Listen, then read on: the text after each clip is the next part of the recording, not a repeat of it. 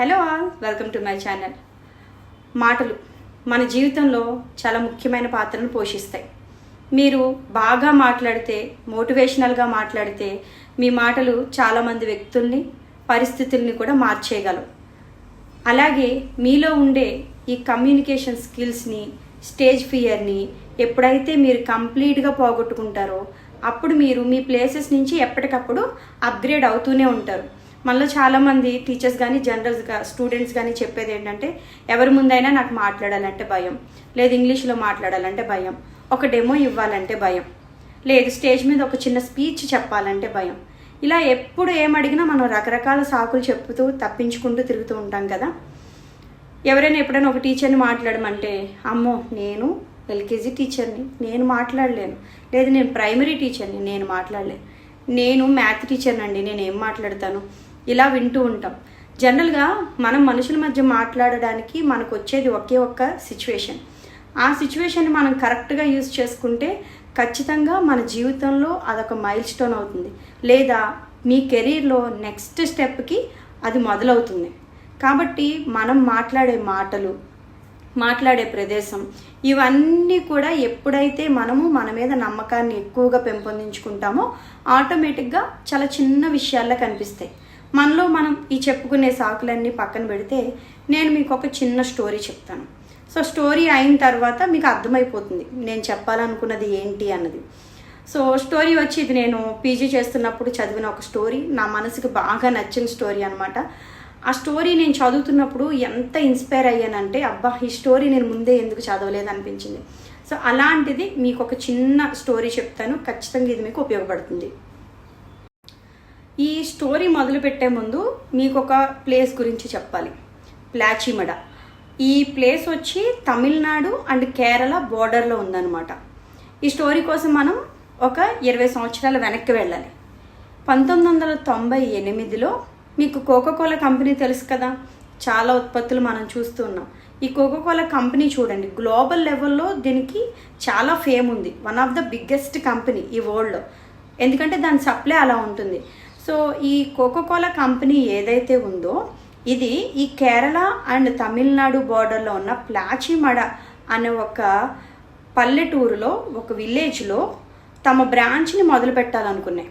అంటే ఇప్పుడు మనకి కూల్ డ్రింక్స్ అవి వీళ్ళు సప్లై చేస్తారు కదా, దానికి సంబంధించిన ఒక యూనిట్ని అక్కడ నెలకొల్పాలని చెప్పి అప్పుడున్న ప్రభుత్వంతో ఒప్పందం చేసుకొని ఆ ఏరియాలో ఎవరైతే ట్రైబల్ పీపుల్ ఉంటారో ఆ ఆదివాసీలందరికీ వీళ్ళు ఏం చెప్పారంటే, మీరు మీ ప్లేసెస్ని మాకు ఇవ్వడం వల్ల మీకు ఎంప్లాయ్మెంట్ అన్నది వస్తుంది, సో ఖచ్చితంగా మీకు మంచి జాబ్ ఆపర్చునిటీస్ అన్నవి కల్పిస్తామని చెప్పి వాళ్ళకి ఏదో నచ్చి చెప్పి ఆ ప్లేస్ని వీళ్ళు తీసుకున్నారు. జనరల్గా ప్లాచిమడ వచ్చి మంచి వ్యవసాయం చేసుకునే సారవంతమైన భూమి. అక్కడ ఆదివాసీలు అంటే చెప్పక్కర్లేదు, ఈ గిరిజన బిడ్డలు చక్కగా ప్రకృతికి ఎప్పుడు న్యాయం చేస్తూ ఉంటారు. సో ఒక మంచి ఏరియా అనమాట, పచ్చదనంతో నిండిన ఏరియా. మొత్తానికి గవర్నమెంట్ని అక్కడ ఉన్న వాళ్ళని ఒప్పించి వీళ్ళైతే 1998లో ఈ యూనిట్కి ఒప్పందం కుదుర్చుకున్నారు. ఎలా అయితే ఒక 2 సంవత్సరాల్లోనే ఈ యూనిట్లో ఉత్పత్తి అన్నది మొదలైపోయింది.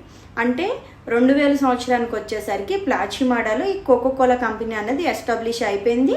వితిన్ 6 మంత్స్లోనే ఇది వర్క్ చేయడం కూడా స్టార్ట్ చేసేసింది. జనరల్గా కంపెనీ వాళ్ళు స్టార్ట్ చేసే ముందు ఏం చెప్పారు, ఎంప్లాయ్మెంట్ ఇస్తామన్నారు కదా. వీళ్ళు ఇచ్చిన ఎంప్లాయ్మెంట్ ఏంటంటే అక్కడ ఉన్న ఆదివాసీలకి ఈ బాటిల్స్ క్లీన్ చేయడాన్ని వాళ్ళు ఎంప్లాయ్మెంట్ కింద చూపించారు. సో జనరల్గా జాబ్ ఆపర్చునిటీస్ అంటే మనం బెటర్గా ఊహించుకుంటాం, బట్ వీళ్ళు ఏంటంటే ఓన్లీ వాళ్ళని క్లీనింగ్ పర్పస్కి తీసుకున్నారు. సో అక్కడితో అది అయిపోయింది. నెక్స్ట్ వచ్చేసరికి వీళ్ళు కంపెనీ రన్ అవ్వడం కోసం, ఈ బాటిల్స్ తయారు చేయడం కోసం వీళ్ళకి వాటర్ అవసరం. ఈ వాటర్ని వీళ్ళు ఎక్కడి నుంచి తీసుకున్నారంటే గ్రౌండ్ నుంచి, అక్కడున్న సారవంతమైన భూమి నుంచి రోజుకి కొన్ని వేల లీటర్ని ఎక్స్ట్రాక్ట్ చేసేవాళ్ళంట. సో ఇలా ఎక్స్ట్రాక్ట్ చేయడం కొన్నాళ్ళ వరకు బాగానే జరిగింది. బట్ సూన్ ఒక 2 సంవత్సరాల తర్వాత, అంటే 2002 నుంచి అక్కడ పంటలు పండడం తగ్గిపోయాయి. ఎందుకంటే మంచినీళ్ళంతా వీళ్ళు లాగేస్తున్నారు కదా. సో ఇంక అక్కడ పంటలు పండడం అన్నది తగ్గిపోయింది. దానికి తోడు అక్కడ ఎవరైతే చుట్టుపక్కల ఏరియాల్లో నివసిస్తున్నారో ఈ గిరిజనులు, వాళ్ళకి రకరకాల చర్మ వ్యాధులు, చిన్న చిన్న హెల్త్ ఇష్యూస్ రావడం, ఇవన్నీ వ్యాధులు ప్రబలడం మొదలుపెట్టాయి అనమాట. సో వాళ్ళు అప్పుడు రియలైజ్ అయ్యారు, సో ఇదంతా కూడా ఈ కోకోకోలా కంపెనీ వల్లే వస్తుంది. వీళ్ళు ఏదైతే యూనిట్ స్టార్ట్ చేశారో ఆ యూనిట్ వల్లే మనకి ఇన్ని జబ్బులు వస్తున్నాయి, పంటలు పండట్లేదు, మొక్కలు కూడా మనం ఏం కల్టివేట్ చేయలేకపోతున్నాము అని డిసైడ్ అయ్యి వీళ్ళు ఈ కోకోకోలా కంపెనీ మీద అగైనెస్ట్గా ఒక విప్లవాన్ని తీసుకొచ్చారు. సో ఇక్కడ ఒక పెద్ద కంపెనీ మీద ఒక నార్మల్ గిరిజనులు పోరాటం అంటే అది అసలు అంత ఇదిగా జరిగే ప్రాసెస్ కాదు. బట్ ఈ స్టోరీలోనే మన హీరో ఒకరు ఉన్నారు. సో ఇక్కడ ఇంత ప్రాసెస్ జరుగుతుంది కదా, ఈ ప్రాసెస్లో తనకి తెలియకుండానే ఒక లీడర్ పుట్టారు. ఆ లీడర్ పేరు మాయిలమ్మ. సో ఈ మాయిలమ్మ ఎవరు అని అంటే ఒక సాధారణ మహిళ, మీలాగా నాలాగా, అందులోనూ ఒక ట్రైబల్ మహిళ. అంటే వాళ్ళకి ప్రకృతి తప్ప వేరే ప్రపంచం తెలియదు, ఇలా స్పీచ్లు ఇవ్వడం తెలియదు, ఒక ఫ్లోలో మాట్లాడడం తెలియదు. అలాంటి మాయిలమ్మ ఈ విప్లవంలో ఒక లీడర్గా మారారు. సో వీళ్ళు ఏం చేశారు, కోకోకోలా కంపెనీ వాళ్ళు, మీకు తాగడానికే కదా వాటర్ లేవు, మేము ట్యాంకర్స్తో పంపిస్తామని కొన్నాళ్ళు ట్యాంకర్స్తో మంచినీటిని సప్లై చేశారు. బట్ అది ఎన్నాళ్ళు జరుగుతుంది, అది పర్మనెంట్ సొల్యూషన్ అయితే కాదు, ఒక చిన్న రీప్లేస్మెంట్ అంతే. బట్ అది కూడా వీళ్ళు ఒప్పుకోకుండా పూర్తిగా ఈ యూనిట్ ఏదైతే ఉందో యూనిట్ని ఇక్కడి నుంచి క్లోజ్ చేసేయాలి అని చెప్పి పెద్ద విప్లవాన్ని తీసుకొచ్చారు. సూన్ వీళ్ళందరికీ కేరళ చుట్టుపక్కల ఎవరైతే ఎన్వైర్న్మెంట్ గురించి పోరాడే వాళ్ళు ఉంటారో ఆ పీపుల్ అంతా కూడా వీళ్ళకి హెల్ప్ చేయడం, ఇది మీడియాలో అప్పట్లో పెద్ద సెన్సేషన్ అవ్వడం, ఇలా వాళ్ళు ఎలా అయితే ఈ విప్లవాన్ని తారాస్థాయికి తీసుకెళ్లారు. సో ఇక్కడ మెయిన్ లీడ్ ఎవరంటే ఈ మాయిలమ్మ అనే ఒక ఆదివాసీ మహిళ. ఈ మహిళ తను ఎంతగా తన క్వాలిటీస్ని అప్గ్రేడ్ చేసుకున్నారంటే ఈవెన్ సోనియా గాంధీతో కూడా ఎలాంటి భయం లేకుండా ఒక ఫ్లోలో మాట్లాడేస్తుందట ఆవిడ ప్రాబ్లం గురించి.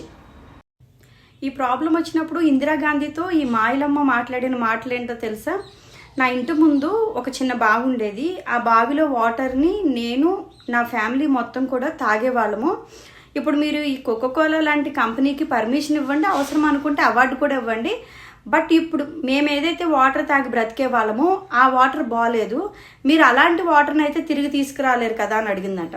సో చూడండి, మనం జనరల్గా ఒకరి ముందు మాట్లాడడానికి భయపడిపోతున్నాం, బట్ ఏమీ తెలియని ఒక నార్మల్ విమెన్, అందులోనూ 60 years ప్లస్ అంత ఓల్డ్ ఏజ్లో ఉండి కూడా తన సిచ్యువేషన్ కోసం తను ఎంతగా పోరాడింది.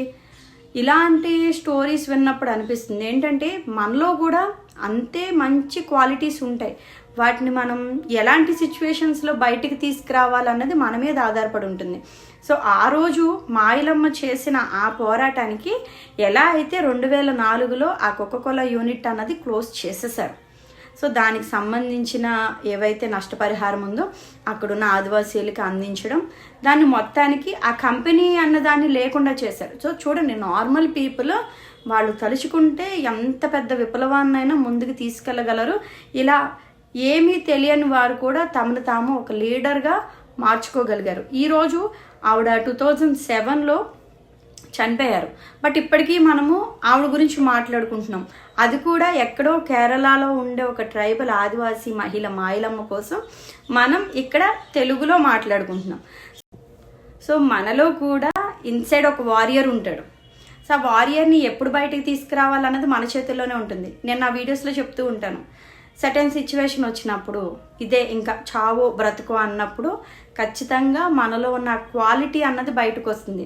సో ఏంటంటే మనం పోరాడే ప్రతి క్షణం మన కోసం, మన ఫ్యూచర్ కోసం ఖచ్చితంగా ఇది నేను చేసి తీరాలి, నేను చేయగలను, లేదు అందరూ చేస్తున్నప్పుడు నేను ఎందుకు చేయలేను, ఇలా మీరు ఎప్పుడైతే మిమ్మల్ని మీరు సెల్ఫ్ మోటివేటెడ్గా ఉంచుకుంటారో ఎలాంటి సిచ్యువేషన్ అయినా అది చాలా చిన్నది మీ లైఫ్లో. ఎందుకంటే మన చుట్టూరునే ఉంటారు చాలామంది చూడండి, చిన్న పిల్లలతో జాబ్ చేస్తూ ఉంటారు. ఇలాంటి వాళ్ళందరూ కూడా మనకి ఇన్స్పిరేషనే. మీరు చేయగలిగితే నేను చేయగలను, సో మీరు చేయగలిగినప్పుడు నేను ఎందుకు చేయలేను, వీఆర్ ఈక్వల్ కదా. సో ఎప్పుడు కూడా మనల్ని మనము అప్గ్రేడ్ చేసుకుంటూ ఉండాలి. మనలో ఖచ్చితంగా మనకి తెలియని మనల్ని ప్రభావితం చేసే ఒక వ్యక్తి ఉంటాడు. ఆ వ్యక్తిని ఎప్పుడైతే మనం గుర్తించి మాట్లాడి బయటకు తీసుకొస్తామో ఖచ్చితంగా మన లైఫ్లో ఒక చేంజ్ అయితే వస్తుంది. ఇది ఎందుకు చెప్పానంటే చాలామంది నాకేమీ రాదు, నా వయసు అయిపోయింది, ఇదే నాకు పెళ్ళి అయిపోయింది, నాకు పిల్లలు పుట్టేశారు, నేను దేని పనికిరాను, ఇలాంటి పిచ్చి పిచ్చి ఆలోచనల్లోనే ఉండిపోతూ ఉంటారు. ఇక్కడ ఏంటంటే మాయలమ్మ స్టోరీని ఎందుకు చెప్పానంటే, సో మీకు సిచ్యువేషన్ ఎప్పుడు మిమ్మల్ని మారుస్తుందో చెప్పలేం. అది ఈరోజు అవ్వచ్చు, రేపు అవ్వచ్చు, సంవత్సరం తర్వాత అవ్వచ్చు, లేదా ఈ క్షణమే అవ్వచ్చు. సో కంప్లీట్గా మనం ఎలాగ దాన్ని యూటిలైజ్ చేసుకుంటున్నాం అన్నది మన చేతుల్లో ఉంటుంది. మీరు మంచిగా యూటిలైజ్ చేసుకుంటే అది మన కెరీర్కి మంచి టర్నింగ్ పాయింట్ అవుతుంది, లేదా మీరు ఒక మంచి ఆపర్చునిటీని కోల్పోయిన వాళ్ళు అవుతారు. ఐ హోప్ ఈ స్టోరీ మీకు ఉపయోగపడుతుంది అనుకుంటున్నాను. మీకు వీలుంటే ఒక్కసారి మాయలమ్మ ఒక జీవితం ఇది ట్రాన్స్క్రైబ్ చేసి ఉంది, ఒకసారి చదవండి, ఖచ్చితంగా బాగుంటుంది. Thank you for watching.